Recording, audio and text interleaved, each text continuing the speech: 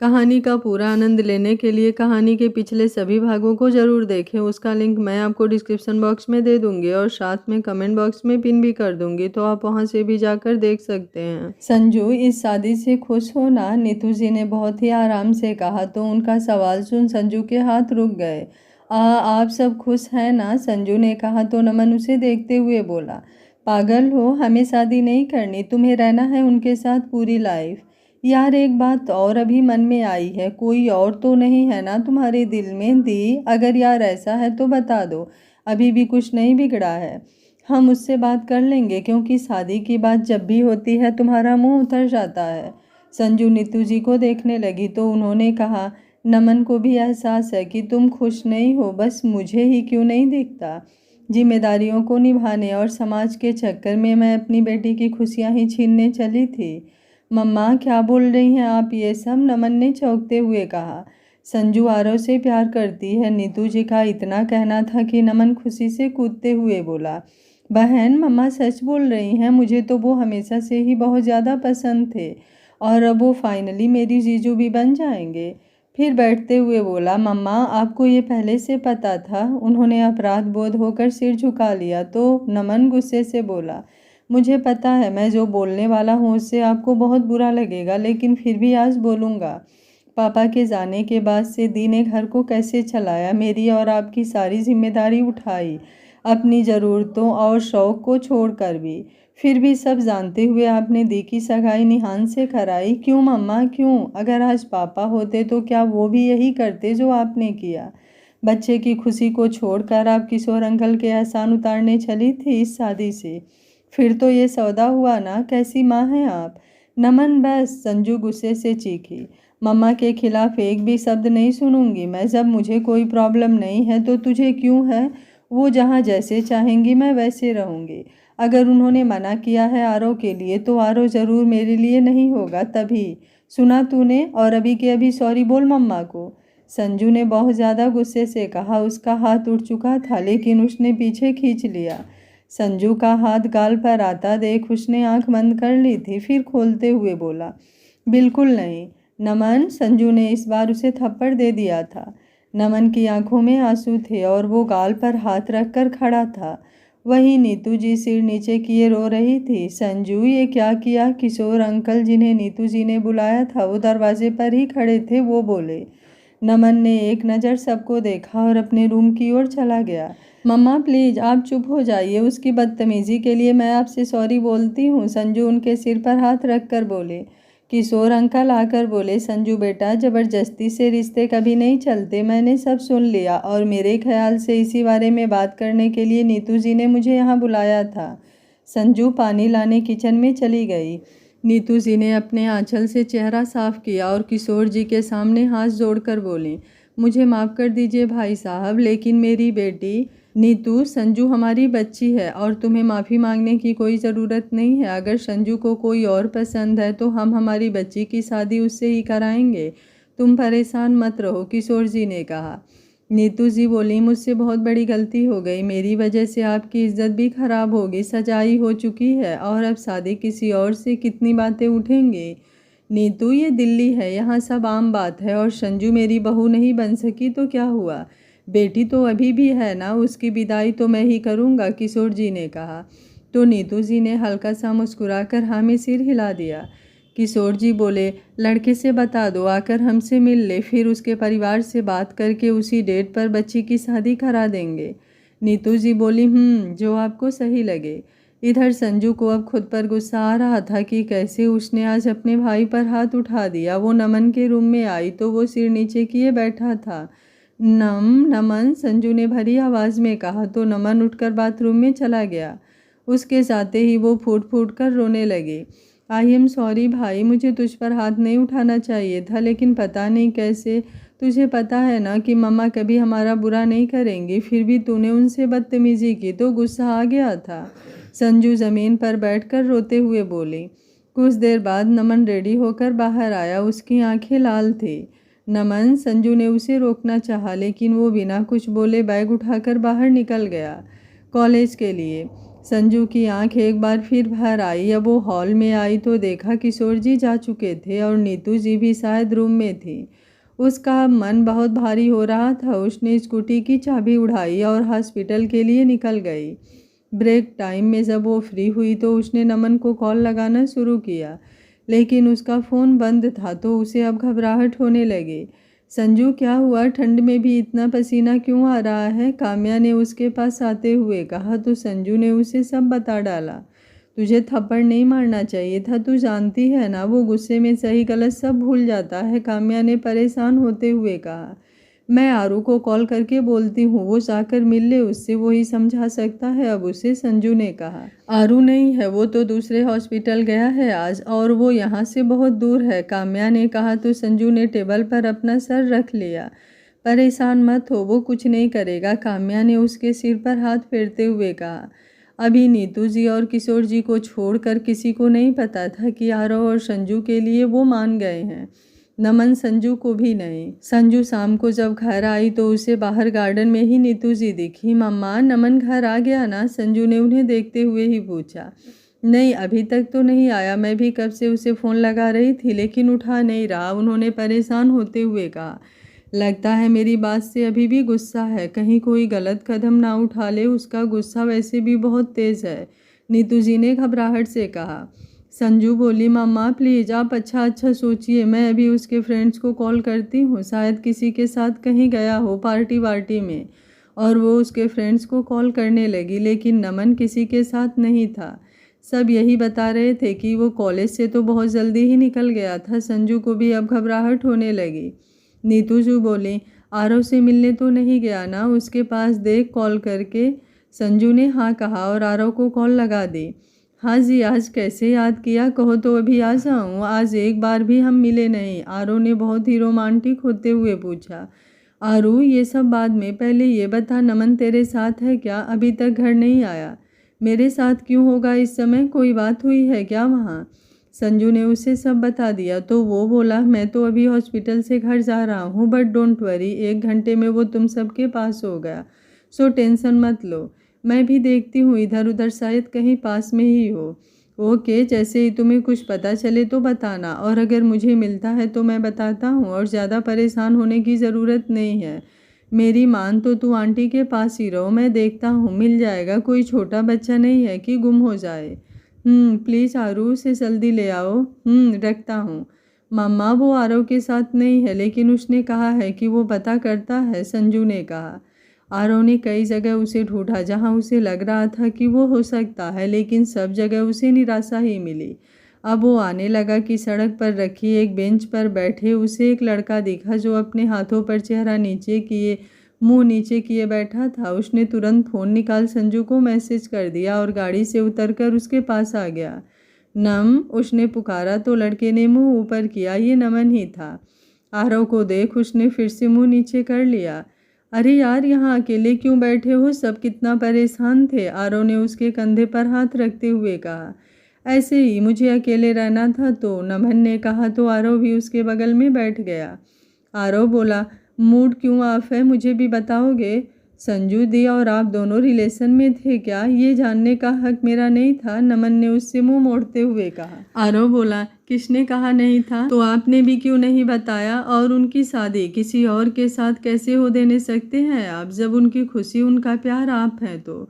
मुझे तो बस बच्चा बोल चुप करा दिया जाता है, लेकिन अब इतना भी छोटा नहीं हूँ कि सही गलत में फ़र्क ना समझ सकूँ। और कुछ बोला नहीं कि उन्होंने थप्पड़ चिपका दिया, जब कोई हक ही नहीं है मेरा तो क्यों जाऊँ वहाँ, नमन ने नाराज़गी से कहा।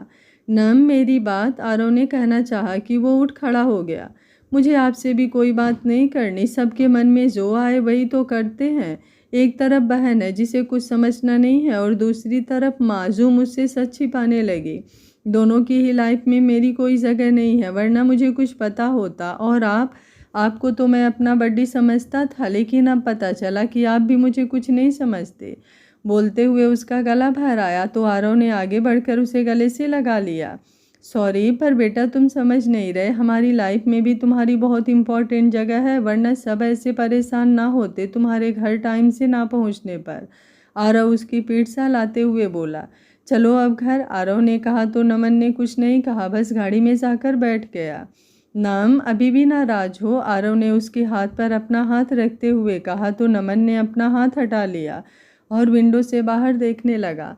आरव भी अब चुप हो गया और गाड़ी आगे बढ़ा दी। नमन कहाँ चला गया था बेटा, कितना परेशान हो गए थे हम, नीतू जी ने नमन को आरव के साथ अंदर आते देखते हुए कहा। वो कुछ नहीं बोला, बस आकर सोफे पर बैठ गया। Thank you so much Aarav बेटा, हमारी हेल्प के लिए, नीतू जी ने हाथ जोड़कर कहा। आंटी प्लीज़ क्या कर रही हैं आप, शर्मिंदा मत कीजिए मुझे, उसने उनका हाथ पकड़ते हुए कहा। सच कहते हो तुम लोग कि मैं अच्छी माँ नहीं हूँ। मैं हमेशा कोशिश करती रही कि अपने बच्चे को माँ बाप दोनों का प्यार दे सकूँ, लेकिन कुछ नहीं कर पाई। मैंने हमेशा अपने बच्चों को दुख ही दिया है, लेकिन अब तुम्हारी खुशियों के आड़े नहीं आना चाहती। तुम सब यही चाहते थे ना, मैंने संजू और निहान का रिश्ता तोड़ दिया है। और आरव बेटा तुम भी कल अपनी फैमिली के साथ आ जाना, उनसे भी बात करनी पड़ेगी। संजू, नमन, आरव प्लीज़ हो सके तो मुझे माफ़ कर देना मेरे बच्चों, बोलते हुए वो रो पड़े। मम्मा, आंटी प्लीज़ ऐसा मत कीजिए, सबने साथ ही कहा। नमन को आरव ने इशारा किया तो वो उठकर उनकी गोद में सिर रखते हुए नीचे बैठ गया। आई एम सॉरी मम्मा, सबसे ज़्यादा मैंने ही आपको हर्ट किया है ना, प्लीज़ आप ऐसा मत कहिए, आप जानती हो ना कि मैं पागल हूँ, कभी भी कुछ भी बोल जाता हूँ। आप तो वर्ल्ड की बेस्ट माँ हो। नमन ने उनके आंसू साफ करते हुए कहा। मुझे भी माफ़ कर दीजिए प्लीज़ आंटी, मैंने जो कुछ भी कहा था उससे मैं आपको हर्ट नहीं करना चाहता था। आरव ने भी घुटनों के बल बैठते हुए कहा तो नीतू जी ने दोनों को अपने गले से लगा लिया। वहीं संजू ये सब देख रोते में भी मुस्कुरा दी। नमन, संजू ने अपने कान पकड़कर कहा तो उसने इन कान में गर्दन हिला दी और उसे भी अपने पास बुला लिया। अब चारों ने एक बार फिर से हक कर लिया। अब तो खुश है ना, नीतू जी ने संजू के गाल पर हाथ रखकर कहा तो उसकी नज़र आरव पर चली गई, जिसने एक आंख दबा दी, जिस पर उसने तुरंत उससे नज़रें हटा ली और शर्माते हुए नीतू जी से लिपट गई तो वो हंस पड़ी। अच्छा मैं खाना गर्म करती हूँ, तब तक नमन तू जाकर चेंज कर ले, नीतू जी ने कहा। मैं भी चलता हूँ अब, आरव ने उठते हुए कहा। कहाँ बैठो, अभी खाना खाकर जाना है, नीतू जी ने प्यार से डांट लगाई तो वो कुछ नहीं बोल पाया।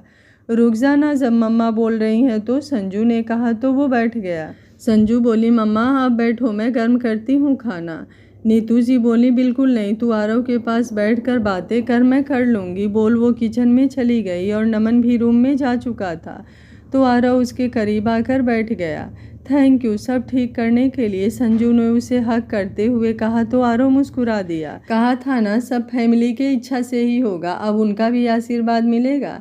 सच में हूँ ना सुपर हीरो, सासू माँ को अपने मना ही लिया, आरव ने उसकी पीठ पर हाथ रखते हुए प्यार से कहा। कभी खुद की तारीफ करने से नहीं थकता तू, संजू ने उसके से अलग होते ही मुंह बनाकर कहा तो आरव अपनी कॉलर खड़ी करते हुए बोला। क्योंकि मैं बेस्ट हूँ तो क्यों थकूँ, तुझे ही कोई कीमत नहीं है मेरी, वरना लड़कियाँ मरती है इस फेस और एक स्माइल पर। संजू बोली तेरी गंदी सी शक्ल देखकर वैसे भी मर ही जाएंगे। आरव बोला हो मैडम, गंदी शक्ल किसको बोला, थोड़ा रिस्पेक्ट से, हाँ वुड बी हस्बैंड हूँ तुम्हारा। अच्छा तो आरव जी इतनी इज्जत बहुत है या और दूँ आपको, संजू ने कहा तो दोनों खिलखिलाकर हंस पड़े। नीतू जी उन दोनों को ऐसे खुश देख मुस्कुरा उठी। रियांश किसी से कॉल पर बात कर रहा था। ऐसा कैसे हो सकता है, आज तक हमारी कंपनी का कोई भी सामान खराब नहीं निकला और ये इतनी बड़ी गलती कैसे हो सकती है, सही से चेक किया था, हमारी कंपनी का ही माल था वो। यस सर, हमारी ही कंपनी का प्रोडक्ट था, हमने चेक किया और उन्होंने हमें धमकी दी है कि कल तक अगर हमने सही माल नहीं भेजा तो हम उनके पूरे 50 करोड़ वापस देने होंगे, वरना वो हम पर केस कर सकते हैं। वाट नॉनसेंस, ऐसे कैसे हो सकता है कि हमारा सामान खराब हो। अच्छा जो भी, तुम सारी डिटेल्स ऑन प्रोडक्ट्स की फ़ोटो भेजो, मैं चेक करता हूँ कि क्या सही है क्या गलत। ओके सर, रियांश ने कॉल कट कर दिया और अपना माथा 2 उंगलियों से रगड़ने लगा। काम्या जब सब काम निपटा कर रूम में आई तो रियांश उसे नहीं दिखा। अब ये कहाँ गए, यहाँ भी नहीं है तो शायद स्टडी रूम में होंगे, काम्या खुद से ही बोली और स्टडी रूम में चली गई। आप यहाँ क्या कर रहे हैं, अब आराम भी कर लीजिए, हमेशा काम काम ही दिखता है आपको, काम्या रियांश ने बोली जो कि लैपटॉप में काम चेक कर रहा था। तुम जाओ जाकर सो जाओ, रियांश ने काम करते हुए ही कहा। ऐसे कैसे, मैं नहीं जा रही, आप भी चलिए, हर वक्त काम ही सूझता आपको, काम्या ने उसका हाथ पकड़ते हुए उठाने की कोशिश में कहा। एक बार में कोई बात समझ में क्यों नहीं आती, तुम्हें दिख नहीं रहा कि मैं कुछ कर रहा हूँ, जब बोल दिया कि जाओ तो मतलब जाओ। वो गुस्से से चीख उठा। उसका हाथ झटकते हुए उसकी आवाज़ तेज थी जिससे वो सहम कर दूर हट गई। उसकी आंख भर आई थी। बस कुछ भी थोड़ा सा बोल दो तो ये रोना धोना शुरू हो जाता है तुम्हारा, कभी सिचुएशन भी समझने की कोशिश करती हो, बस जरा सी बात पर रोना। वो फिर से चिल्लाया। आप हर बार मुझ पर चिल्ला नहीं सकते, अब मैं आपसे बात ही नहीं करूँगी, वो सिसकते हुए बोली। मुझे भी कोई शौक नहीं है तुमसे बहस करने का अभी, वो झुझला कर बोला। काम्या बोली, मैं बहस कर रही हूँ आपसे या आप मुझसे कर रहे हैं? प्लीज़ यार जाओ, जो भी है, वो फिर से बोला तो काम्या रोते हुए अपने रूम की ओर भाग गई। रियांश ने एक लंबी सांस भरी और लैपटॉप पर एक बार फिर से वो फ़ोटो चेक करने लगा। इनका हर बार का यही है, पहले मुझ पर बेवजह चिल्ला देते हैं, फिर सॉरी सॉरी बोलते हैं। मैं नहीं करूँगी अब इन्हें माफ़, और बात भी नहीं करूँगी अब कभी भी। अब मनाएंगे अभी आकर, तब भी नहीं। वो बेड पर उल्टा लेटते हुए रोते हुए बोली। हमेशा की तरह जैसे उसे डांटने के बाद ही वो अपनी गलती मान लेता था और उसे मनाने की कोशिश करता, लेकिन आज ऐसा कुछ नहीं हुआ। आधे घंटे से ज़्यादा हो चुके थे, मनाना तो दूर, वो रूम में भी नहीं आया एक बार उसे देखने, जिस पर काम्या को और भी बुरा लग रहा था। मनीष बोला, सर आप इतनी सुबह सुबह यहाँ? मनीष, जो कि रियांश के ऑफिस में मैनेजर था, उसे सुबह सुबह अपने घर पर देख घबराहट में बोला। रियांश ने बिना कुछ बोले एक पंच उसके मुंह पर जड़ दिया। अब याद आया या नहीं? उसने उसकी कॉलर पकड़ते हुए बोला। सर ये आप? वो हकलाते हुए बोलने की कोशिश करने लगा कि रियांश ने उसे छोड़ते हुए अमन को इशारा किया। अमन बोला, मिस्टर देसाई, अब आपको ज़रूरत से ज़्यादा अच्छे बनने की कोई ज़रूरत नहीं है, क्योंकि आपकी करतूतों का कच्चा चिट्ठा हमारे पास है। तो आप अपने मुंह से बताने की कोशिश करेंगे कि किस लिए आप कंपनी का नाम बर्बाद करने की कोशिश कर रहे हैं, और वो माल जो कल डिलीवर होना था उसमें हमारी कंपनी का सामान चेंज होकर नकली क्यों किया? अमन ने बहुत ही गुस्से से कहा। सॉरी सर, बोलते हुए वो रियांश के पैरों में गिर पड़ा। सिन्हा के कहने पर पैसों की लालच में आ गया था मैं, प्लीज़ मुझे माफ़ कर दीजिए, मैं सब सही कर दूंगा। रियांश ने अपना पैर झटकते हुए उसे दे मारा। Oh really? तुम्हें लगता है कि अब कुछ बचा होगा जो मैं तुम्हारे लिए रखूंगा? तुम्हारे जैसे हजारों मिलकर भी रियांश सिंह राठौर का बाल भी बांका नहीं कर सकते। अमन, मिस्टर देसाई को उनकी वफादारी का इनाम दे देना। कहते हुए वो अपने गार्ड्स के साथ गाड़ी में बैठ गया और अमन ने उनके मुंह पर पेपर्स फेंकते हुए कहा, देख लीजिएगा। मनीष जब वो पेपर्स देखता है तो उसके होश उड़ जाते हैं और वो तिलमिला उठता है। दरअसल रियांश ने उसकी प्रॉपर्टी, घर, सब कुछ अनाथालय में दान दे दिया था और अब उसके पास सर ढकने के लिए भी कुछ नहीं था। अमन एक डेविल स्माइल के साथ वहाँ से निकल कुछ लोगों को अंदर भेजता है जो उसको अधमरा करके ही छोड़ते हैं। रियांश इस वक्त अपने ऑफिस में बैठा था।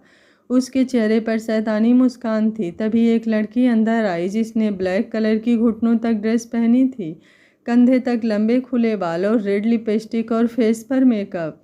माही, रियांश ने कहा तो वो झट से आकर उसके गले लग गई। रियांश को उसने कसकर पकड़ रखा था। थैंक यू यार, तेरी वजह से सब पता चल गया आधे घंटे में ही, वरना तो नाम ही खराब होने को था इतने समय में।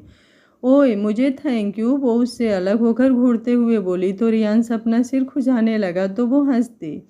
अच्छा, तू अचानक आ गई यूएसए से और आते ही काम में लग गई? रियांश ने उसे बैठाते हुए कहा। क्यों, तुझे मेरा आना अच्छा नहीं लगा क्या? उसने आंखें दिखाते हुए पूछा। नहीं मेरी माँ, वो बात नहीं है, इनफैक्ट मैं तो बहुत खुश हूँ कि आज मेरी गोलू मोलू आई है। रियांश ने उसके गाल खींच कर कहा। मैं गोलू मोलू नहीं हूँ, अब समझा? वो उसके हाथ हटाते हुए बोली। अच्छा नहीं बोल रहा, अब बता घर भी चलना है या नहीं? रियांश ने हाथ बांधते हुए कहा तो खुशी से वो चहक उठी और जल्दी से हाँ में सिर हिला दिया। मासी, भाभी, पाखू, वो घर में कदम रखते ही चिल्लाई तो सब बाहर निकले अपने रूम से। वो बिभा जी के गले लग गई दौड़कर। मासी, वो खुश होकर बोली। माही बेटा, बिभा जी ने उसकी पीठ पर हाथ रखकर आश्चर्य से कहा। मैं, वो बोली और तान्या और बाकी सबसे मिलने लगे। माही रिया की दूर की बहन की बेटी थी, लेकिन माही की मम्मी और रिया बहुत अच्छी दोस्त भी थी और एक दूसरे से बहुत गहरा रिश्ता था उनमें। पाखू कहाँ है? उसने तान्या से पूछा। वो स्कूल गई है, तान्या ने मुस्कुरा कर कहा। माही 3 साल बाद इंडिया आई थी और वो आज सबसे मिलकर बहुत खुश थी। रिसू, मैं ना बहुत थक गई हूँ, तू मुझे रोम तक छोड़ देना, वो हाथ फैलाते हुए बोली तो रियांश अपनी आंखें छोटी करके बोला, ओ मोटी, अब तू पहले सी नहीं रही कि मैं तुझे उठाकर ले चलूँ। राक्षस, वो अपनी सैंडल निकालने को झुकी कि सब हंसने लगे और रियांश ने इनकार में सिर हिला जल्दी से उसे बाहों में उठा लिया। थैंक यू बेबी, वो उसके गाल पर किस करके बोली तो रियांश हंस दिया और वो उसे लेकर गेस्ट रूम की ओर बढ़ा जो ऊपर था कि सामने से उसके रूम से आती हुई काम्या दिख गई, जो रियांश को देखकर रुक गई थी और हैरान निगाहों से उन दोनों को देख रही थी, क्योंकि माही रियांश की बाहों में थी और उसके चेहरे को पकड़कर इधर उधर किए जा रही थी, जिस पर रियांश हंस रहा था।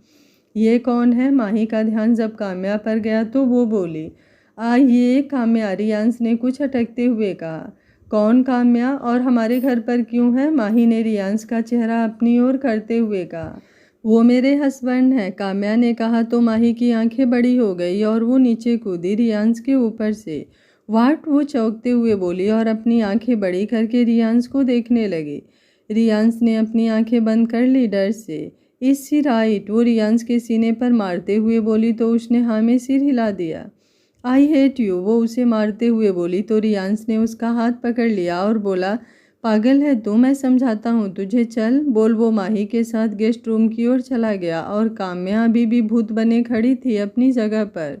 रियांश ने उसे ये तक बताना ज़रूरी नहीं समझा कि वो कौन है और अब माही को लेकर उसे समझाने चला गया, बजाय काम्या को कुछ बताने के। कल की बातें अभी कम थी कि आज ये भी काम्या ने एक ठंडी आह भरी और अपने आंसुओं को बाहर नहीं निकलने दिया।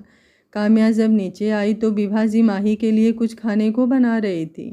काम्या बेटा, माही मिली तुम्हें? उन्होंने मुस्कुराकर पूछा।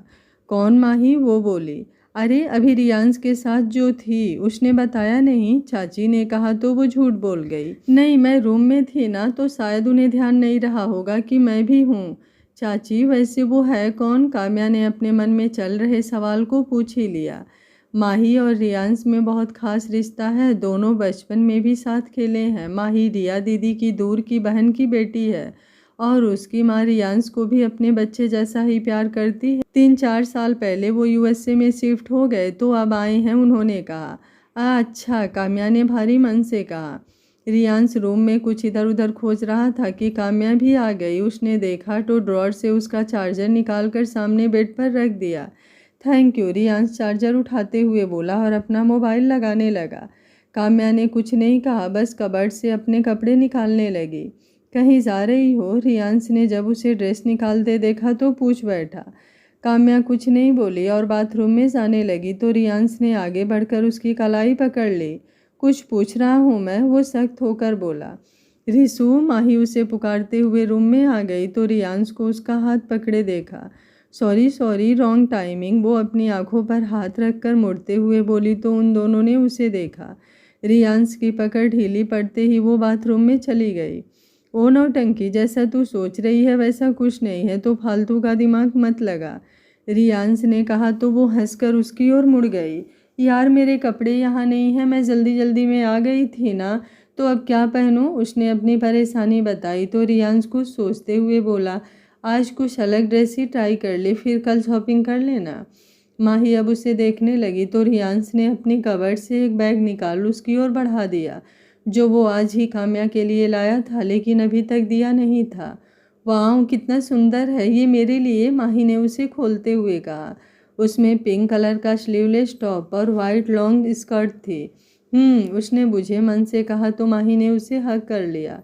तभी बाथरूम का डोर ओपन हुआ और काम्या जो चेंज करके निकली थी, उन दोनों को ऐसे देख एक बार फिर उसके कदम थम गए। हे देखो, ये कितनी प्यारी ड्रेस है ना, रिसू मेरे लिए लाया है। माही की नज़र काम्या पर जैसे ही गई वो रियान से अलग होकर वो ड्रेस काम्या को दिखाते हुए बोली, अच्छी लगेगी तुम पर, काम्या ने धीरे से कहा। थैंक यू अगेन बेबी, वो काम्या को देखकर रियांश के गाल पर किस करके बोली और मुस्कुरा दी, जो देख काम्या दूसरी ओर मुड़ गई। उसे माही का रियांश को किस करना देख बुरा लग रहा था। कहीं जा रही हो तुम काम्या? वो देख माही ने कहा तो काम्या बोली, हॉस्पिटल। काम्या ने कहा तो माही ओके बोल वहाँ से चली गई। काम्या अब अपने बाल बनाने लगी तो रियांश मन ही मन बुदबुदाया, ये बात मुझसे भी तो बोल सकती थी ना, लेकिन एटीट्यूड जो कम हो जाएगा मैडम का, मुझे अब बात ही नहीं करनी। Thank you so much baby. Kamya जैसे ही हॉस्पिटल पहुंची आरव उसे हक करके बोला तो काम्या उसे घूरने लगी। आरव ने अब जल्दी से उसे छोड़ दिया। यार सच्ची आज तो इतना ज़्यादा खुश हूँ तुझे कि बता नहीं सकता। अपनी संजू के साथ आज लॉन्ग ड्राइव पर, आरव ने कहा तो काम्या मुस्कुरा दी। हाँ बस उसी की खुशी के लिए तुम दोनों की जगह आई हूँ, वरना मेरी ड्यूटी ख़त्म हो चुकी है, काम्या ने कहा। पता है मैडम जी, हमसे भी ले लेना कभी बस, संजू ने कहा तो वो हंस पड़ी। अच्छा जाओ अब दोनों, काम्या ने मुस्कुरा कर कहा। वो दोनों ही गाड़ी में आकर बैठ गए और आरव ने मुस्कुरा कर गाड़ी आगे बढ़ा दी। वैसे कहाँ चलना चाहेगी, उसने संजू को एक नज़र देखते हुए कहा। कहीं भी जहाँ तुझे पसंद हो, संजू ने कहा तो उसने अपना होठ दबाते हुए कहा क्लब। संजू अब उसकी बाँह पर मारने लगी तो वो हंस पड़ा। अच्छा बस बस ड्राइव कर रहा हूँ, उसने हंसते हुए उसे रोकने की कोशिश में कहा तो संजू बैठ गई। संजू एकदम शांत थी तो आरव ने उसका हाथ पकड़कर गियर पर रखते हुए उस पर अपना हाथ रख दिया। वो अब उसे देखने लगी। इतनी चुप क्यों है, वो बोला तो संजू ने धीरे से अपना हाथ पीछे खींच लिया। संजू, आरव ने कहा तो वो बोली, मैं मुझे समझ में नहीं आ रहा, उसने कहा तो आरव हंसकर बोला, क्या समझ नहीं आ रहा? तू पहले मेरा दोस्त था और अब, वो इतना बोल चुप हो गई। और अब क्या? आरव ने उसकी कमर में हाथ डाल करीब करते हुए कहा। आरू क्या कह रहा है, सीधे से ड्राइव कर, मुझे मरना नहीं है इतनी जल्दी, वो घबराहट में बोली तो उसने गाड़ी रोक दी और उसे अपने ऊपर खींच लिया जिससे वो उसकी गोद में आ गई। अच्छा अब ठीक है तो बता अब क्या, उसने संजू के बालों को चेहरे से हटाकर कान के पीछे करते हुए गहरी आवाज़ में कहा तो उसकी सांसें ही अटक गई। एक तो वो उसके इतना करीब और आरव की कशिश भरी आवाज़ सब उसे मदहोश कर रहे थे। आरू क्या कर रहा है, प्लीज़ हट। आरव को अपने चेहरे पर झुकते देख वो आंखें बंद करके बुदबुदाई, हमारे बीच कुछ भी नहीं बदला है, बस अब तू संजू से संजू आरव मेहरा बनने वाली है, समझी पागल। तो प्लीज़ तू वैसे ही रह जैसे तुझे कंफर्ट हो और कोई झिझक नहीं होनी चाहिए हमारे बीच, समझी। उसने बहुत ही प्यार से उसका चेहरा में हाथों में भर कर कहा तो संजू ने पलकें झपका दी। आई लव यू, वो उसके लबों को चूम कर बोला तो संजू ने उसके सीने में चेहरा छिपा लिया। आई लव यू टू, वो धीरे से बोली तो आरव ने उस पर अपनी पकड़ कस ले। संजू अब उससे अलग हो अपनी सीट पर बैठ गई, लेकिन वो आरव की ओर देख भी नहीं पा रही थी, उसका चेहरा लाल हो चुका था शर्म से। आरव को बहुत ही प्यारा लग रहा था और वो उसे ही बार बार देख रहा था। मुझे ऐसे मत देखना, संजू ने कहा तो आरव अपनी मुस्कान दबाते हुए बोला, क्यों ना देखूं, मेरा हक है अब। संजू भी अब कुछ नहीं बोल पाई और उसने म्यूजिक स्टार्ट कर दिया। तू मेरा कोई ना होके भी कुछ लागे, तू मेरा कोई ना होके भी कुछ लागे, किया रे जो भी तूने कैसे किया रे, जिया को मेरे बांधे ऐसे लिया रे, समझ के भी ना समझ मैं सकूं, सवेरा का भी तू मेरे तू सूरज लागे, तू मेरा कोई ना होके भी कुछ लागे। गाने की लाइन सुन आरव के लबों पर मुस्कुराहट आ गई। वहीं संजू ने ये सुन जल्दी अपना हाथ म्यूजिक सिस्टम की ओर बढ़ाया चेंज करने के लिए कि आरव ने उसका हाथ पकड़ लिया और इनकार में सिर हिला दिया। संजू को आज उसका छूना, उसका देखना सब दिल धड़का जा रहा था। छूने से तेरे हाथ तेरे, फीकी रुतों को रंग लगे, फीकी रुतों को रंग लगे। आरव ने उसकी हथेली को अपने लबों से चूम लिया तो उसकी आंखें बंद हो गई और एक मुस्कान खेल गई होठों पर जो देख आरव भी मुस्कुरा दिया। संजू ने अब उसके कंधे पर सिर टिका दिया और आराम से उसकी हथेली में अपनी उंगलियां उलझा दी। काम्या नाइट शिफ्ट के बाद भी आज दिन में ही हॉस्पिटल में ही रुकी थी क्योंकि पेशेंट ज़्यादा थे और इमरजेंसी केस भी आ गए थे। शाम को जो वो घर आई तो बहुत ज़्यादा थक चुकी थी और थकान उसके चेहरे पर साफ दिख रही थी। दादी बाहर ही बैठी थी। काम्या उनकी गोद में सिर रखकर नीचे बैठ गई और उनका हाथ अपने सिर पर रखकर आंखें बंद कर ली। थक गई है मेरी बच्ची, वो प्यार से उसके बालों पर हाथ फेर कर बोली तो काम्या ने कुछ नहीं कहा, बस वैसे ही बैठी रही। अच्छा जाकर सो जाओ, थोड़ी देर खाना बन जाएगा तो वहीं भिजवा देती हूँ। ठीक, वो उसके गाल पर हाथ रख कर बोली तो काम्या उन्हें देखने लगी। क्या हुआ बेटा, वो काम्या की भरी आंखें देखकर बोली। कुछ नहीं, काम्या ने कहा और उनको कसकर गले से लगा लिया। फिर जल्दी ही रूम की ओर भाग गई। उसने अपने आंसू साफ किए और शावर लेने के बाद सूट डालकर लेट गई बिस्तर में। थकावट की वजह से जल्द ही उसे नींद आ गई। माही रियांस के साथ ऑफिस गई थी। लौटते वक्त रियांस के हाथ में ढेर सारे बैग थे। पूरा माल ही उठा लाई और पीछे पीछे बैग लेकर घुमाया। रियांस मुंह बनाकर बोला तो माही उसके गाल खींचकर बोली, सच्ची तू ना कितना क्यूट है, और बैग्स लेकर रूम में चली गई। चूँकि खाने का समय हो गया था तो रियांस भी नीचे दादू के पास ही बैठ गया और बातें करने लगा। सब डाइनिंग टेबल पर इकट्ठा थे, काम्या को छोड़कर। रियांस रूम में अभी तक नहीं गया था तो उसे पता नहीं था कि काम्या घर आ चुकी है। काम्या डिनर करने क्यों नहीं आई रियांस, नैतिक ने पूछा तो वो चौंक गया। वो घर पर कहाँ है, हॉस्पिटल। उसने जैसे ही कहा दादी कुछ गुस्से से बोली, रियांस बेटा तुम्हें इतनी भी खबर नहीं है कि तुम्हारी बीवी घर में है कि नहीं, वो कब की आ चुकी है घर। सॉरी दादी, रियांस ने सिर झुकाकर कहा। मैं बुला लाती हूँ, माही ने कहा तो दादी बोल पड़ी, कोई ज़रूरत नहीं है, उसकी तबीयत मुझे कुछ सही नहीं लग रही थी तो मैंने आराम करने को बोला है, और तुम खाना लेकर जाना और उसे खिला देना। उन्होंने आखिरी बात रियांस को देखते हुए कही। जी, वो धीरे से बोला। माही बोली, रिसू तेरी अरेंज मैरिज है ना। रियांस ने हाँ कहा तो वो हंसते हुए बोली, तभी मैं सोचूं कि तुझे वो कैसे पसंद आ गई, इतनी ओल्ड फैशनेबल है वो। भाई गॉड, तुझे तो हमेशा से ही मॉडर्न और हॉट लड़कियां पसंद थी, और वो तू भी कहाँ फंस गया। रियांस ने सबको देखा जो उसे ही घूर रहे थे तो उसने माही को चुप होने का इशारा किया। कोई कुछ कहता उससे पहले ही काम्या जो अभी भी उठकर आई थी ये सुन उसके कदम अपनी जगह रुक गए थे। पाखी की नज़र उस पर गई तो वो बोली, चाची आप खड़े क्यों हो, बैठो ना। सबकी नज़र अब उस पर गई। रियांस के बगल में जहाँ काम्या खड़ी थी वहाँ माही खड़ी थी। काम्या ने एक निगाह रियांस पर डाली जो नीचे को मुँह किए बैठा था, फिर बोली, बेटा आप खाओ, चाची की भूख खत्म हो गई। काम्या बैठ जाओ बेटा, ऐसे खाने को मना नहीं करते, विभा जी ने कहा तो वो कुछ नहीं बोली। इधर आओ मेरे पास, उन्होंने कहा तो काम्या उनके बगल वाली चेयर पर बैठ गई। आप लोग इतने सीरियस क्यों हो गए, मैं तो बस मजाक कर रही थी यार। एंड सॉरी काम्या, तुम्हें बुरा लगा हो तो, और आप सबको भी, माही ने सबको चुप देख कर कहा। नहीं बुरा क्यों लगेगा, तुम तो अपने दोस्त की पसंद ही बता रही थी, काम्या ने मुस्कुराने की कोशिश करते हुए कहा। लेकिन रियांस को उसकी मुस्कान के पीछे की तकलीफ साफ दिख रही थी, वही वजह थी वो थोड़ा सा ही खाकर उठ गया। माही ये सब क्या है, तुझे काम्या के बारे में कुछ भी बोलने का कोई हक नहीं है, वो वाइफ है मेरी, रियांस ने माही को डांट कर कहा। तू उसके लिए मुझे डांट रहा है जिससे तेरी शादी भी बिना तेरी मर्जी के हुई, भूल गया तू उसके लिए, तुझे इतना बुरा लग रहा है, और मैंने सॉरी भी तो बोला था ना। माही ने उसका हाथ पकड़ते हुए नाराज़गी से कहा।